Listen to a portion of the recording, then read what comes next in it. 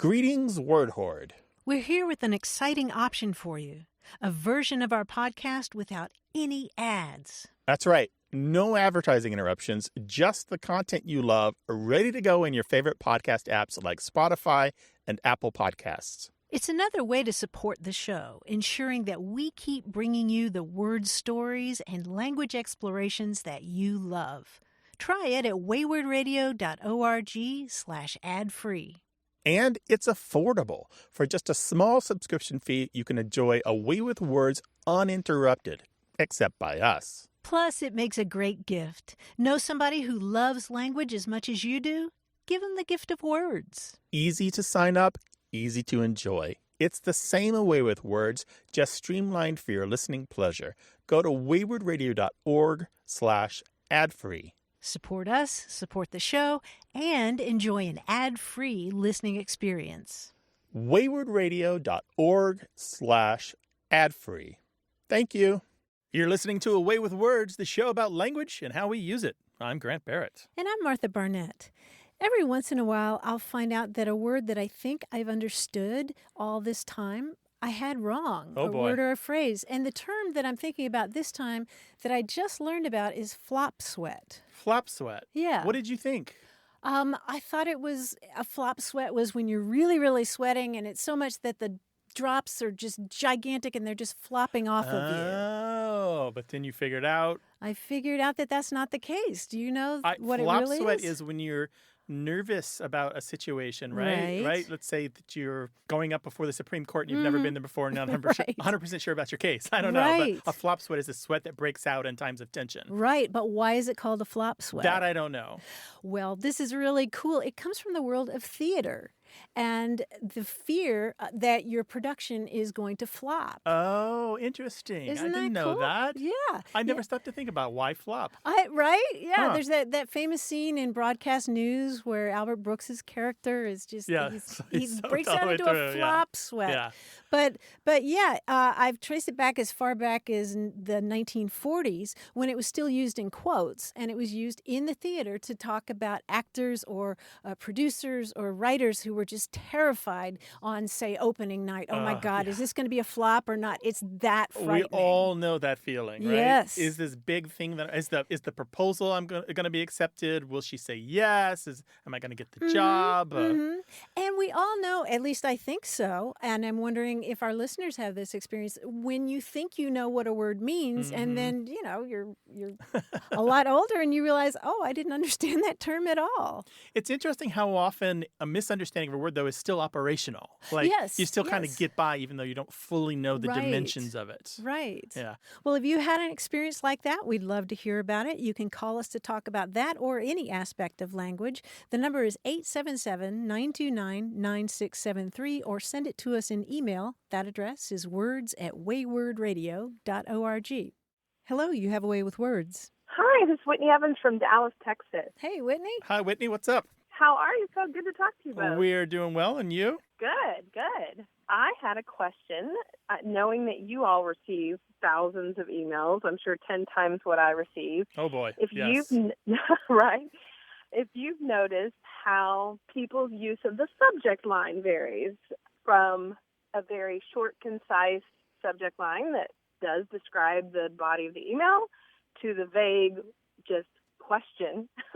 And then secondly, the use of the RE colon, which usually tells us that someone's replying to an email we've sent, but I've seen some people using it just as their own regarding in the subject line.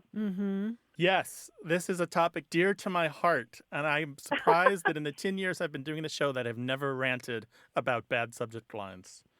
I don't pee very much, Whitney, but I come close on this topic. Boy, do I. Right? So one of the things you said was when people who just put question in the subject line. We get a lot of those. It doesn't help. It doesn't help to find somebody's mail, or it doesn't help to make sure that we read it next. Like, it's not enticing at all. All the emails we get are questions, or mostly. Exactly. It's either going to be the word question or information. Right. Or I have a question. Yeah. We get that one a lot. Yeah. Or a quick question. That's my favorite one because it's often, quick. Yeah. It's a quick None question. Of them are quick. Quick question followed by 2,000 words. Right. Oh, my gosh. We love our email inbox. It is one of the ways that we make the show. We cannot do without it. We have brilliant, interesting, funny people in the world who send us stuff all the time. But if there's one thing, I'm with you. I just ask that the subject line just be a little more like a headline, just a little more descriptive of the content of the message. Exactly. You really have to develop a way with words to figure out how to condense your topic in the email to just a few words that someone could sort through their inbox and know, oh, I know what that's about. Mm-hmm. Mm-hmm. So, Martha, you sometimes do something which I love in emails. You send the whole body of the messages in the subject line, and then you put EOM. Correct. Do you do that, Whitney? No, I haven't done that. Yeah, we do that among ourselves here on the show, EOM standing for end of message, so that they don't even have to open it up. But, you know, I've been thinking about that. Sometimes you have to open it up anyway to reply. So I don't know how helpful it is. Or it doesn't really save us any time. Or it doesn't get marked red unless you open it, depending on the device or the software that you're using. Yeah, READ, yeah. Right. So, Whitney, do you have a lot of people writing to you with RE in their original email? Not many. And I have thought about this ever since I called you, that it seems like it's a bit of an older generation that is using that for regarding. Mm-hmm. So I'll even think, oh, that's interesting. I didn't remember emailing you about our software upgrade. Uh-huh. But then I realized it's not a reply to my email about software upgrade. It's regarding the software upgrade. So.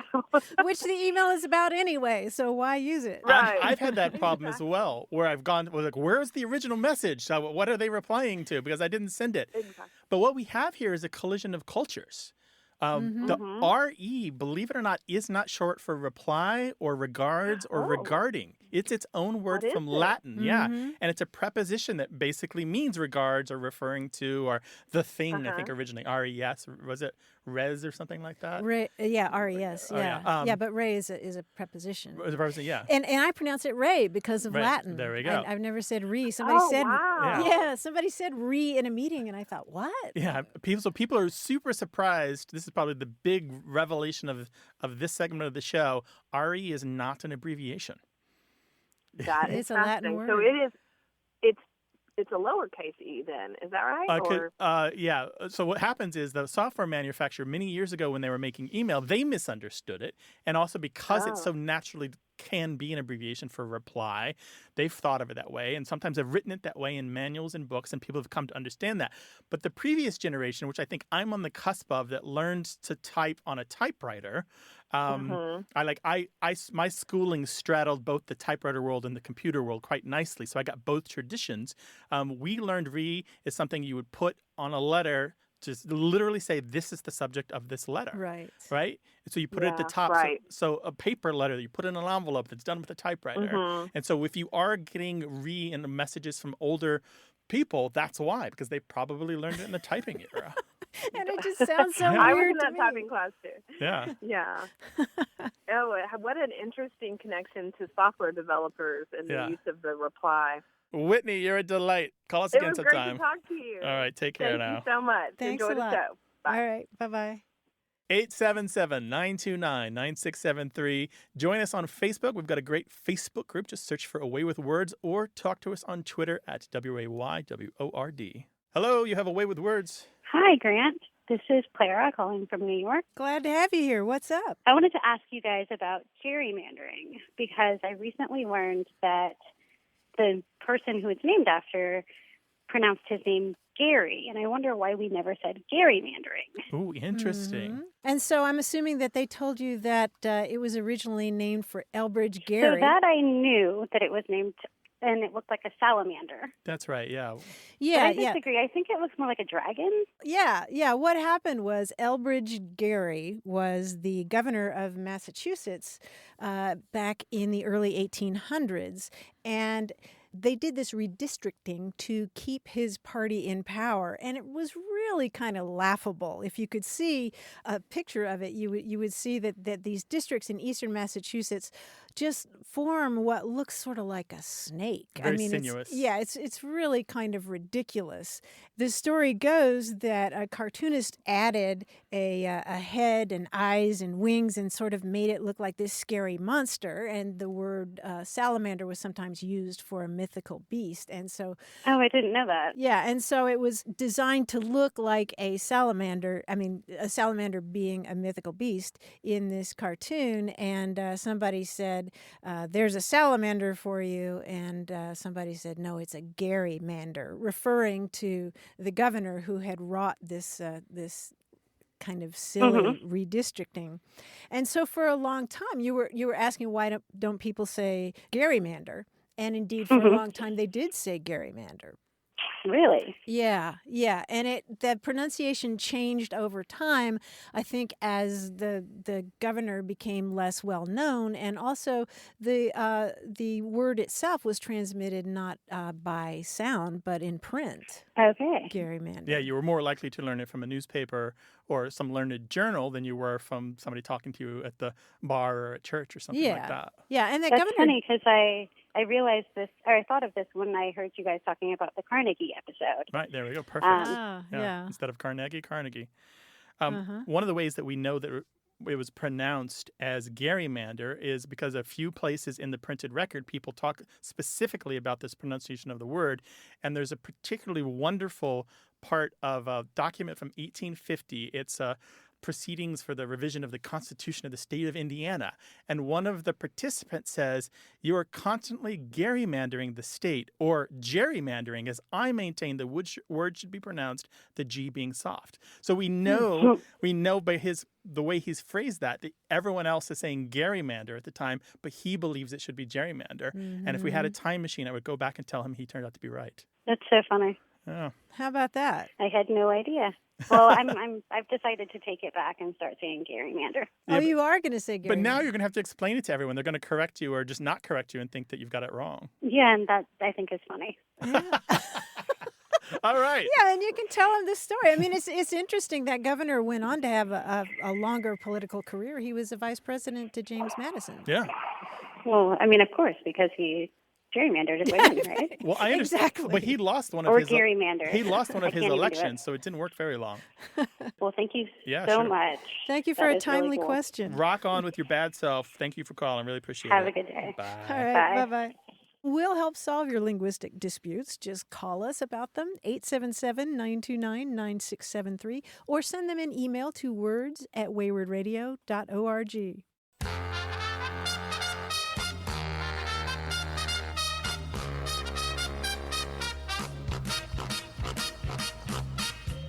Grant, you and I talk a lot on the show about how texting hasn't really influenced the language that much. No, not as much as people were worried that it would. Right.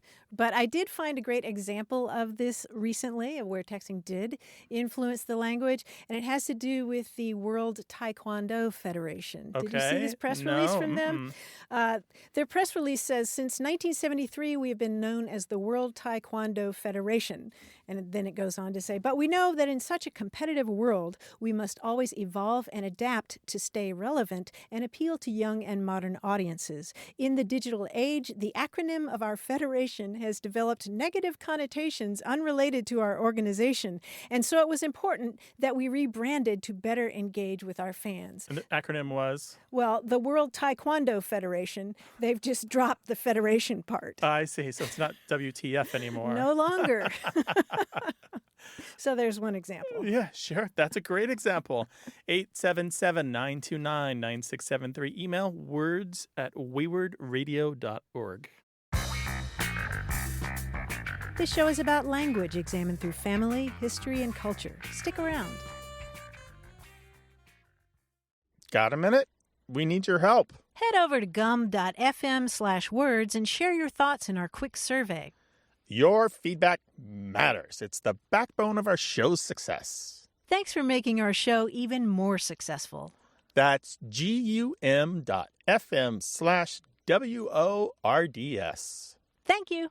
You're listening to Away with Words, the show about language and how we use it. I'm Martha Barnett. And I'm Grant Barrett, and we're joined on the line by John Chinesky, our quiz guy in New York. Hi, John. Hi, Grant. Hi, Martha. Hi. I sometimes like to bring a little music into our quizzes. Oh, boy. Do, re, mi, fa, so. Let's try this quiz where every answer is a word.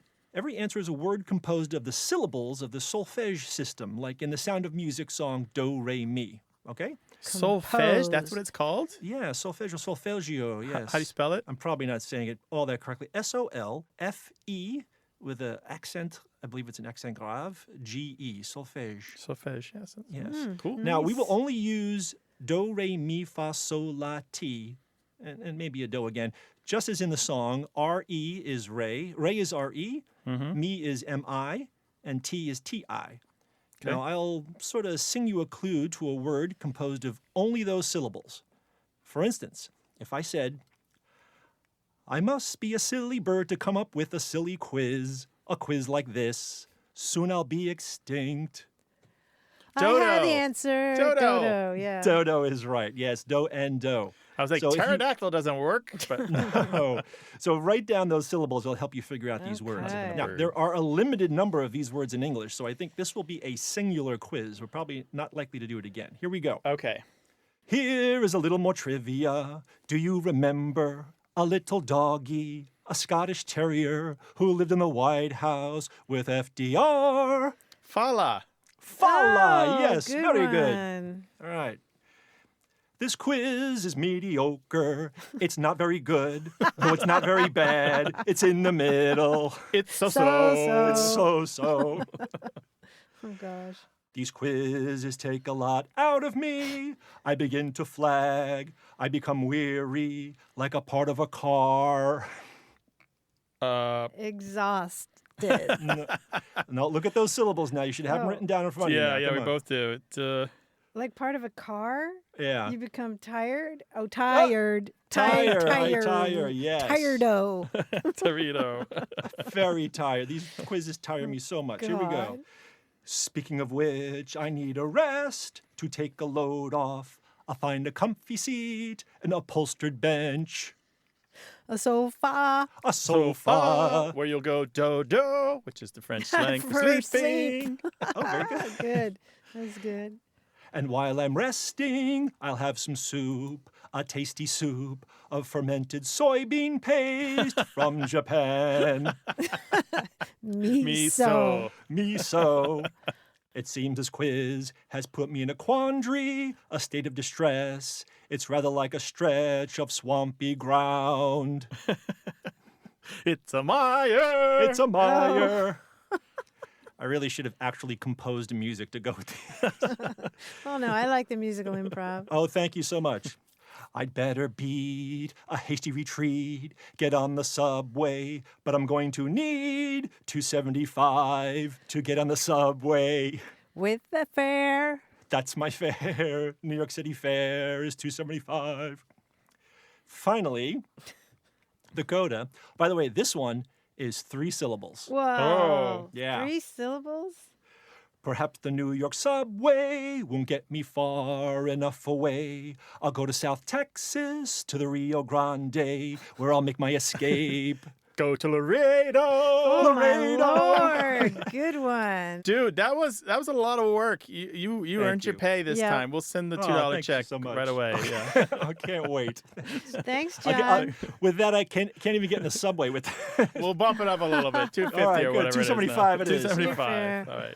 You can just dump the turnstile. Oh, my goodness gracious. Well, we talk about lots of other things on the show, like word origins and grammar and slang and family sayings and regional dialects, so call us about that. The number is 877-929-9673, or send your questions in email to words@waywardradio.org. Hello, you have a way with words. Hi, this is Lily Whitney calling from San Diego, California. Well, welcome, Lily. What can we do for you? My question is about the word vintage. So I am a collector of vintage clothing, and I was wondering when that word shifted from wineries and vineyards over to just meaning old things. Oh, Good. great. Yeah, tell us about your passion for vintage clothing. I I have for a long time admired the fashions of the 20th century, and I have attended lots of vintage fashion expositions and hunted through many thrift stores, and I am just a connoisseur of old clothing. So when you talk about the fashions of the 20th century, do you mean the clothes that Martha and I used to wear? I was going to say, you might have bought some of mine. Well, I've recently acquired a pair of go-go boots, which I am proud of. Nice. Oh. Yeah, those aren't mine. Yeah. I never had go-go boots. I wanted them. And so how old are you? If you don't mind me I'm asking. 14. 14. Okay. Solid question, by the way. That is very solid. The nice thing about that is that you understood the two parts of it. One, that it used to come from exclusively mean wineries and wines, and now that it's moved on to something else.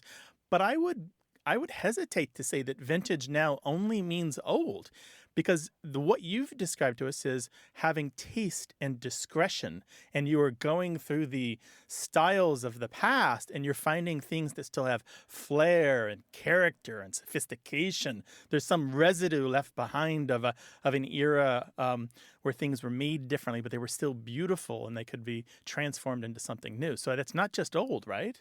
Right. Yeah. Okay. And so does your family drink a lot of wine? Is that how you knew the wine connection?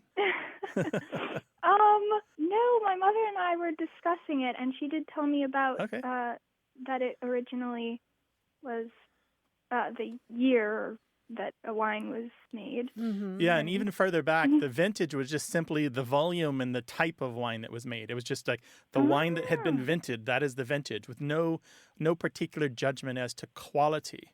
And then later, of course, when they started to talk about a particular vintage, because wine can keep for a while, and particular years or vineyards or terroirs start to have a particular cachet, then the term really started to acquire this notion that we have still with wine, where a good vintage, or it just indicates a wine that is special, it's sophisticated, and people with taste, people with culture are going to recognize that. And then by the early 1900s, we start to see it being branched out and vintage being used for other things that are judged in a similar way, where it's known to have style or quality. And the first use that I can find of vintage being used outside of wine at any great frequency is with automobiles. Ah. Yeah, and it's interesting, too. I mean, we should mention that the word vintage itself goes back to the old Latin word for wine. Mm-hmm. You know, it's like vino in Spanish and vineyard in English. It has to do with wine originally. But like a lot of things that happen in English, words are transformed. They're moved from one domain to another. And in this case, so by the early 19-teens, you can see it pop up where it's both wine and cars. The particular quote I saw in one journal in 1919, it was about a man who made a business out of selling used automobiles. And it says, to begin with, he and his chauffeur knew a vintage car as a bon vivant knows wines. And I think that we really still see very much with vintage. It's this idea that you're only going to appreciate a good vintage automobile or good vintage wine if you've got class and style and flair and, all the good things that come from being the upper crust of society. Lily, is that your sense of the word, or do you have more of a sense of just used clothing, secondhand clothing? Well, I do know there is a connotation of flair and some je ne sais quoi about vintage clothing that you wouldn't say, oh, that's old. You'd say, this is a vintage item, and that would make it special. So more of a sense of craft and artistry and aesthetics. Because you could go plunder a closet that hadn't been opened since the 1960s, and not everything in there is going to meet your definition of vintage, right? Right. Yeah, some of it is just going to immediately leap out and you go, this is gorgeous. This is got something. If you want to know more about vintage clothing and its history, there's a really great multi-volume work called The Encyclopedia of Clothing and Fashion from 2005. And they have several pages on the transformation of the idea of secondhand clothes to the idea of vintage clothes, and talks about kind of before World War I, secondhand clothes that had all these different social connotations. And vintage doesn't really start to happen as a trend until the 1960s. After World War II, the increase in certain kinds of manufacturing, the increase in surplus income, or everyone having a little more money to spend. It's really, really interesting. That's the Encyclopedia of Clothing and Fashion. You might be able to find extracts of it online. I'll check it out then. All right. Well, Lily, thank you so much for calling. Thank you. Thank you. Take care now. Thank you. Bye. Bye. Bye-bye. Call us with your language questions, 877-929-9673, or send them to us in email. That address is words@waywardradio.org. Hello, you have a way with words. Hi, Grant. It's Leslie in Dallas, Texas. Hello, Leslie. Welcome to the show. Hi, Leslie. Thank you. Hi, Martha. I was listening to one of your recent shows, and you guys threw out a question that I thought was fantastic, which was about food items that are named after the technique used to create them. And I think pickle was the example. Mm-hmm. And I have one for you, and it's poke. It's that Hawaiian chopped tuna dish that has become like hugely popular in my neck of the woods, and I'll bet in your neck of the woods too. Oh, yeah, yes. definitely. That's a great example. Yeah. So you know a little bit about this, I guess. Yeah. So I'm a restaurant critic here in Dallas for the Dallas Morning News, and I've actually been thinking a lot about poke recently. I wrote a story about it, and so looked into why it's called poke. And from what I understand, my research led me to the idea that it comes from a Hawaiian word that means to cut crosswise. So I was just wondering what you guys know about this. It seems so odd that it's such a, specific, that there's a word for such a specific cut. And I was just wondering what you guys know about it, if that's in fact true, or, what you know. Oh, interesting. Well, I don't know much about Hawaiian, but there sure are a lot of words that derive from cutting. Mozzarella, the cheese, is named for it comes from an Italian word for cut, and feta cheese is also from a Greek word that means cut. Schnitzel. Interesting. Wow. In German, scrod. The word scrod. As in the fish. Yeah, the fish. It comes from a Dutch word that means to slice. Does schnitzel mean like a cutlet? Is that? I mean, is it like to cut like a cutlet? It comes from the German schneiden, which means to cut. It's related to the name Schneider, which is literally like tailor in English. Yeah. Interesting. And so it's sliced. And I was going to say one other that comes to mind is dal, the pea dish from India. I mean, if you really, I was going to say if you split hairs, but it comes from a Sanskrit word ultimately that means split, because those legumes are split. Interesting. Isn't that cool? And now the Hawaiian word we're talking about here, to go back to the fish dish, is poke, pronounced basically as poke, although in the mouths of Anglophones, it usually comes out as pokey or poke. I have seen it have an accent on the E, but that is incorrect. I think people are being influenced by Pokemon. But poke. And if you do look in all the Hawaiian dictionaries, I have like 5 of them, you will find that generally the word poke means to cut or to slice either fish or wood or other things. And there's a variety of different longer 2-word phrases that have to do with slicing octopus and some other things. So it's consistently been chronicled. But what really is interesting to me is how this left Hawaii and what happened to poke really mirrors the way that words themselves travel even when they're not food words. Now, I don't know what you uncovered when you were writing, but did you happen to see what Rachel Lawton wrote in her book, The Food of Paradise? It's about Hawaiian cuisine. I did. I think that's where I got the etymology. And it was really interesting. She really did a great job tracing the history of it. There's one paragraph that I think really lays out how surprising this is. She says, neither the most extensive study of Hawaiian uses fish nor the first ethnic cookbook mentions poke as a fish dish, nor does the definition or the definitive Hawaiian dictionary nor the major glossary of pidgin.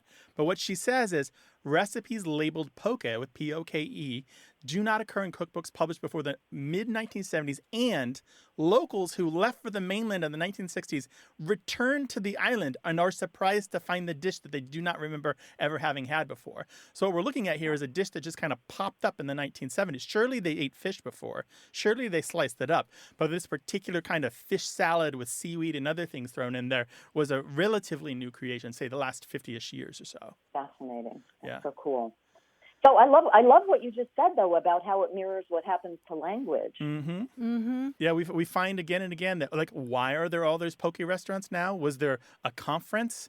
Did everyone get together and decide this was a thing? How was this idea spread? Maybe there's somebody could get to the bottom of it. Generally, it describes to me the same way that a slang word appears when everyone starts saying something is lit, and you're like, don't know why that caught on, don't know how that caught on. All I know is that it caught on. Mm-hmm. You know what? We probably could do a whole week of stuff like this. I gotta say, Leslie, you have to call us again when you've got another food language intersection. It's our sweet spot. I absolutely will. Or just come on over to San Diego. Yeah, We'd like try There's an idea. all the There's poke an restaurants, idea. one after the other. Thank you so much for calling. Really appreciate it. Thank you, guys. That was really fun. Take Thanks, care now. Leslie. Bye-bye. Bye-bye. Okay, bye. Well, there's lots to say about language and food, and we'd love to talk with you about it. So call us, 877-929-9673, or send your thoughts in email to words@waywordradio.org. Hello, you have a way with words. Hey, how's it going? I'm Anuj. I'm from New York City, and I had a question for you all. Oh, welcome. Welcome to the show. What can we do for you? So recently, someone at my work who was born and raised in New York brought up a question of whether or not I say online, like waiting online versus waiting in line. Mm-hmm. I've always said waiting in line my whole life, but apparently it's a thing where some people say online. Didn't hear about that and asked him what like the background meaning of that was, and he said it related to Ellis Island, where they actually painted lines on the ground, and people would say waiting online because of that. And I was wondering if there was any like validity or like expanded reasoning on top of that. The thing about the Ellis Island thing, it's fine. So many myths and falsehoods come out of Ellis Island as the starting point for so many great American stories. But I would say that there may very well have been lines on the floor that showed you where to stand, but those lines were used everywhere. It was a standard thing in public places where there was a lot of line forming to put a line on the floor. I mean, you didn't stand between lines, you stood on the line. Whether or not that's the source of it, nobody knows. It's a plausible theory. We can just go with it. But we do know that New Yorkers have been saying online for at least 100 years. You can find it in newspaper stories as far back as 1914. I know there's a story talking about people waiting online to send their Christmas parcels at the post office. A classic place where it would be really crowded, and having orderly lines would be desirable, right? You would want people to be on a line so that you knew who was next and where the line began and ended. But the Ellis Island story, you know, when you hear something about American history being attributed to starting in Ellis Island, it's one of the American myth factories, you know. It is pretty romantic. Yeah, it's romantic and just, you know, fun to say, but it always needs to be investigated. And you've done that by calling us, and there you go. And Anuj, have you picked up the expression online now? Absolutely not. You're being defiant. Maybe right? maybe one day I'll wake up and I'll start saying it. But I've been here for 6 years so far, and today's like just recently was like the first time I even heard about that. What? So. Yeah, it's hard. Yeah, Seriously? that's crazy. Yeah, the language in New York changes so much. When I lived there, it was something like 60% of the people who lived in New York were either born in another state or another country. So it's hard for those New York language traditions to pass to the incoming people who are so voluminous. Usually the traditions exist now in the bridge and tunnel people from New Jersey and Long Island and Connecticut. Who knows? Maybe there'll be a new New York English before you know it, and we'll be chronicling that and talking about it on the show. Cool. Yeah, thanks for calling. Really appreciate it. Yeah, thanks a lot. Take care. All right, bye-bye. Have a great day. Bye. This is a show about words and language and history and culture and family and everything else. 877-929-9673. words@waywordradio.org, and talk to us on Twitter at WAYWORD. One language, many voices. Why we say what we say. Stay tuned. Hey, we've got something special for those of you who love our show but could do without the ads. That's right. Imagine a way with words, the same engaging conversations, the same deep dives into language without advertising interruptions. We're talking about our ad-free podcast feed. It's sleek, clean, and it's just for our supporters. It's at waywordradio.org/ad-free. It's inexpensive, easy to sign up for, and works with all major podcast apps like Apple Podcasts and Spotify. It's an affordable way to support the show and get a seamless listening experience. And if you're feeling generous, why not give a subscription to another Away with Words fan? That's waywardradio.org/ad-free. Sign up today. Your support means the world. waywardradio.org/ad-free. Thank you. You're listening to Away with Words, the show about language and how we use it. I'm Grant Barrett. And I'm Martha Barnett. Helen Keller was born in 1880, and at the age of 19 months, she had an illness that left her unable to see or hear or speak. And she was given the gift of language later on by the teacher Annie Sullivan, who taught her how to fingerspell, and that just opened all kinds of worlds for her. And one of the people she became friends with eventually was Mark Twain. And they had this gorgeous correspondence that I've been enjoying reading lately. And one of the things that they talked about in their correspondence was the fact that she was accused of plagiarism when she was a kid. You know this story, right? I remember this story, yeah. Yeah, she had written this darling story about Jack Frost or King Frost and the origins of the seasons and fairies and why the leaves turn the color they do. And it was a charming little story, but what she hadn't realized at the age of 11 was that somewhere along the way, that story had been told to her by a substitute. It wasn't Annie Sullivan, her usual teacher. And she eventually wrote this story, gave it to the headmaster of her school, and he was so impressed with it that he published it in the alumni magazine. And what happened was that somebody realized that this story was actually an adaptation of something that had been published before, a very similar story, although I would say Helen Keller's version of the story was a lot better. Anyway, at the age of 11, she was accused of plagiarism, and she was just mortified. Right. This stuck with her whole life. But eventually, she and Mark Twain became friends, and reading their correspondence is a real delight. They had such affection for each other. And I wanted to share with you part of the letter that Mark Twain wrote to her when she communicated to him about how painful that experience of being accused of plagiarism was. She was perfectly innocent. She had forgotten that somebody had told her this story. And here's what Mark Twain said. Oh, dear me, how unspeakably funny and owlishly idiotic and grotesque was that plagiarism farce. As if there is much of anything in any human utterance, oral or written, except plagiarism. The kernel, the soul, let us go farther and say the substance, the bulk, the actual and valuable material of all human utterances is plagiarism. For substantially all ideas are second-hand, consciously or unconsciously drawn from a million outside sources and daily use by the garnerer, with a pride and satisfaction born of the superstition that he originated them. Whereas there is not a rag of originality about them anywhere except the little discoloration they get from his mental and moral caliber and his temperament, which is revealed in characteristics of phrasing. When a great orator makes a great speech, you are listening to 10,000 men, but we call it his speech, and really some exceedingly small portion of it is his. Wow, that's so true, right? Yeah. Particularly in a case like hers where the plagiarism was not intentional. It's 100% forgivable. Oh, yeah. And yet people, if I remember correctly, were so willing to come down on her and to doubt the whole rest of her personal story. Right. And to doubt that she had come from a place of no communication to full communication.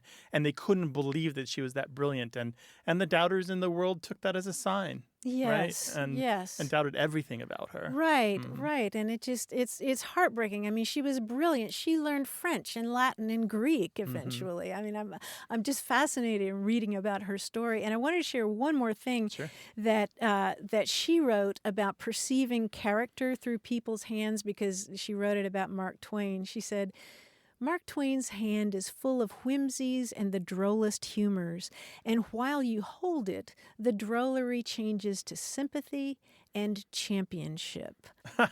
I just love the way that he championed her. He saw something in her, and their correspondence is gorgeous. You can find it online. Wouldn't you love to have an epitaph like that she wrote about gosh. Twain, right? Like out of all the ink that has been spilled on him, that may be the most poignant. Well, yes, I think he really valued that friendship above just about every other one. Yeah, he was a seeker of intellectual minds, and it sounds like he found one. Yeah, they found each other. This is a show about words and language and communication and books and reading and writing and literature.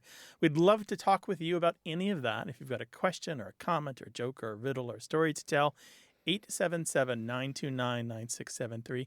Email words@waywardradio.org. Talk to us on Twitter @WAYWORD, or talk to our Facebook group where thousands of people like you are talking about language. Just look for A Way with Words on Facebook. Hi there, you have A Way with Words. Hi, this is Nick from San Diego. Hi, Nick. Welcome. What can we do for you? Several years ago, I worked on a cruise ship in the Mediterranean Sea. So one of the perks of working on a cruise ship is undoubtedly the crew bar, which served us, to unwind after a long day. And one of the perks there was that the drinks were unusually cheap, usually $1 beers. So a phrase that became common on the ship every evening was, let me buy you a beer, or I'm going to buy you a beer. And to my French-Canadian boss, this phrase didn't make sense. He said, well, that's silly. You're not buying me this beer. You're paying me this beer since you're giving it to me. And I tried to explain to him why he was wrong, but I couldn't really come up with anything other than that let me buy you a beer is an odd reconfiguration of the phrase let me buy a beer for you. But since I couldn't come up with a good explanation, we ended up paying each other beers for the rest of the contract. And big spenders, too, right? $1 a beer? Yeah, that's right. You could easily get around for the table you were sitting at without breaking the bank. I was going to say, you can't find that in San Diego. Yeah, that's for sure. That's a really interesting question here. The easiest thing to say is I think that he just didn't understand how the indirect object works in English. Okay. So you've got this phrase, buy you a beer. Let's just strip it down to the basics. You is the indirect object. A beer is the direct object. And that's how English works. If we were to change the verb and say give you a beer, would he have had a problem with that? I don't think so, because I guess he had learned the words buy and pay as to exchange something in the former and to receive something in the latter. So I don't understand indirect objects enough to be able to explain it to him either, but that's all it is, as simple as that. Yeah, well, an indirect object is just something that's to or for you, for you. Right. And I wonder if he ever learned the word purchase. Let me purchase you a beer. Well, something I suspect that his complaint was a little bit tongue-in-cheek anyway. Of course. Okay. But was he a native English speaker? Was he fluent in English? Was he primarily a French speaker? He was primarily a French speaker. He spoke many languages. Oh, cool. But yeah, English wasn't his first language. I know it's long past, but if you want to have an interesting conversation with him, if you see him again, ask him about inviter, the French verb for invite, which catches a lot of English speakers of French, because in French, if I invite you, it means that I've offered to pay for you as well. Right, same thing in Spanish. So we have all these different catches in our different languages, and he just found one that perhaps he just didn't understand it, but that's okay. That's okay not to understand. Right, you got past that and you got to the celebration Yeah, at the end of you the got to day the every beers. day, right? Yeah, I beer's thought it was still funny too. Nick, thank you so much for your call. Really appreciate it. All right, thanks for taking my call. Take care. Bye. Thanks, Nick. Bye-bye. We know you have a story about language, and we would love to hear it. You can send it to us at words@waywardradio.org or call us 877-929-9673. Hello, you have a way with words. Hi there. This is Francisco from Dallas, Texas. Hi, Francisco. Welcome to the show. Welcome. Thank you. Good to be on the show. So I'm coming to you with a word from the Bible that has gotten a lot of currency, at least in my experience. I travel a lot and was recently in New York, and I was with this group of people who were sort of talking about moving to the city and who's really from the city and who's not. And this young lady at the table mentioned that, she was so happy to be in New York City. And a couple people in the group, especially I think the, more local people who've been there a while, said, hey, nobody says that. no one says they're from New York City. What we discovered was that there's this wonderful thing called a shibboleth, and it's I guess as we learned about it, was sort of a word or phrase or just that helps you understand whether a person's from a certain place or it comes out of a culture. And I guess in the Bible, the word originated as a way that a certain group in the Bible used to test whether they had enemies coming into their camp, and they knew their enemy couldn't pronounce a certain word or something. So I've just been so intrigued by modern shibboleths today, and what kind of examples there are to tell whether someone's from somewhere or if they're of a particular culture. Other places I've thought about as a Texan too, we have a fair number of shibboleths I think that people could use. We have a funny town here called Mexia, and it's spelled Mexia. And I think if you're an out-of-towner or a Yankee, you might be tempted to say Mexia, right? Or some other. But townspeople call it Mexia. Oh, that's a good one. So the word, just so everyone gets it, is shibboleth, Shibboleth. I'm sitting across from a preacher's daughter who probably knows the story in full. Right. In the book of Judges in the Bible, the Gileadites tested, as you said, the Ephraimites to see if they could say the word shibboleth, because the Ephraimites couldn't say shibboleth. They would say sibboleth. And nobody's quite sure what the word shibboleth meant in Hebrew. It might mean an ear of corn or rushing water or something like that. But the point was that if you didn't pronounce it correctly, then they knew you were the enemy and you got executed on the spot. Fortunately, shibboleths today aren't so lethal. Yeah, the classic one in New York City is Houston Street, and as a Texan, you probably appreciate that. Many people from the rest of the country assume that it's pronounced Houston, as in Sam Houston. But it isn't. It's Houston Street, spelled exactly the same way. The New York, calling New York City just New York or the city is really particular, though. I lived there for a long time, and you would say the city if you're in the surrounding community, say New Jersey or Long Island or Connecticut, but much further than that, you probably wouldn't say it because you'd be misunderstood. So it's very particular. And to call it just New York, you're probably going to say New York to other people who are living in New York or know New York, but let me tell you, our upstate New York listeners tell us that they're very irritated when everyone just assumes that when they say they're from New York, they mean New York City. So it's you have to be super careful with it, and that's kind of the nature of the shibboleth. I would encourage you, Francisco, look on our website. We recently talked about place names that have unexpected pronunciations. And we receive so many different emails from people talking about all their local place names that don't look like they sound or sound like they look. So how you say it kind of shows who you are and what group you belong to. And vocabulary, too. I mean, when you're in New Jersey, you don't talk about going to the beach. You talk about going to the shore. Yeah, exactly. Shore. Yeah, even in New York, you say down the shore. I'll go down the shore. It specifically means the New Jersey shore, not the shore of Long Island. Right. I appreciate the conversation. Yeah, we appreciate your calling, Francisco. Thank you very much. All right. Bye. Take care. Bye-bye. 877-929-9673.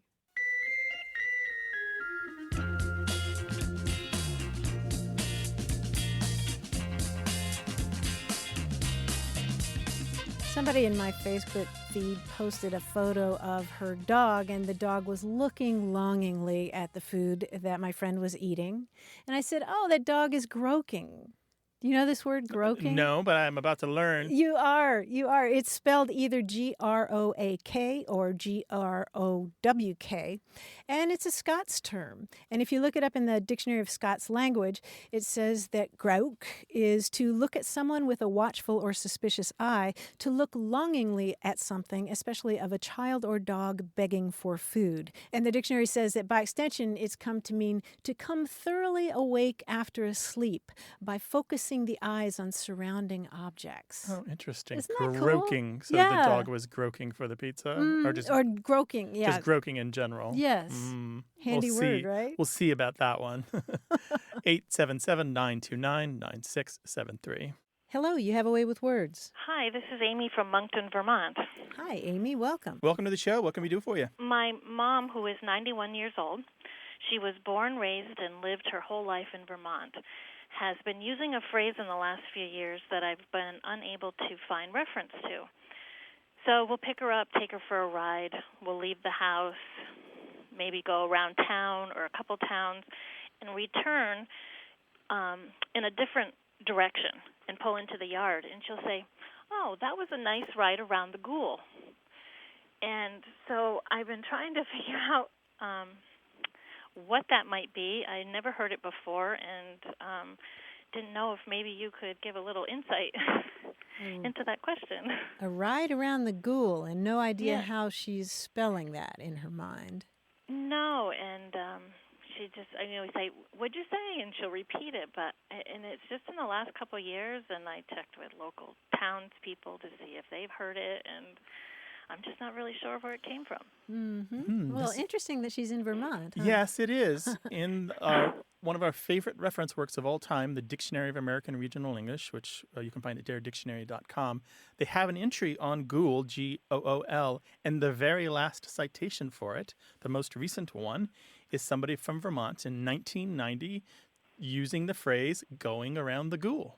And pretty much the same way that your mother uses it. Oh, no kidding. And they suggest that it comes from old Scots words, and you can follow a trail of dictionaries, including the Scottish National Dictionary, the Dictionary of the Scots Language Online, the Oxford English Dictionary. But the short version of it is that a lot of these words have to do with a pass or a ravine or a hollow between hills or a defile between mountains, a gap or a hole. And if you take it even further back, it can have to do with older words referring to the crotch of a human being or the gluteal cleft, which each of us has at the top of our backside. Back there. Yes. So it just really refers to a pass between mountains or hills. And so when you talk about riding around the Ghoul, you're just basically talking about riding around the mountains or riding around the hills. Oh, that makes sense. Well, she lives on the Hollow Road, so. Oh, there we go. Yeah. Maybe she heard it somewhere. That's interesting. I wonder where she found it. Well, the thing about it is, like, I suspect because we have this one other person, unless it was her from 1990, we have the little tiny bit of evidence that is a thing that is now said in Vermont, which reflects the settlement history of people coming from particular regions of the United Kingdom. That is so awesome. It is, right? Yeah, how cool is that? And so Ghoul, in a variety of different spellings, has about 300 or 400 years history at least, and possibly, maybe even connects to the French word for mouth, Ghoul, G-E-U-L-E. Like gullet. How about that? That is awesome. Yeah. Because I was beginning to wonder, where, did she make that up? Or, no, it's legit. It's a real thing. It's legit. It's a real linguistic heirloom you got there. Well, good for her. I'll have to let her know. Yeah. Drop us a line if she's got any more of these gems, all right? Okay, I will. Thank you so Amy, much. Thank I you so appreciate much the for calling. time. Really appreciate it. Tell her Bye-bye. hi from us. I will. Take care. Okay. All right. Bye-bye. All right. Give us a call with your language question, 877-929-9673, or send it to us in email. The address is words@waywardradio.org. Want more Away with Words? Listen to years of past episodes at waywardradio.org or find the show in any podcast app or on iTunes. Our toll-free line is always open, so leave us a message at 877-929-9673 and we'll take a listen. We love to get your messages at words@waywardradio.org or hit us up on Twitter at WAYWORD and look for us on Facebook. This program would not be possible without you. Grant and I are out to change the way we listen and think about language, and you're making it happen. Thanks also to senior producer Stephanie Levine, director and editor Tim Felton, director Colin Tedeschi, and production assistant Emma Kelman in San Diego. In New York, we thank quiz guy John Chinesky and that master of keeping it real, Paul Ruist at Argo Studios. Away with Words is an independent production of Wayward Inc. From the Recording Arts Center at Studio West in San Diego, I'm Martha Barnett. And I'm Grant Barrett. So long. Bye-bye.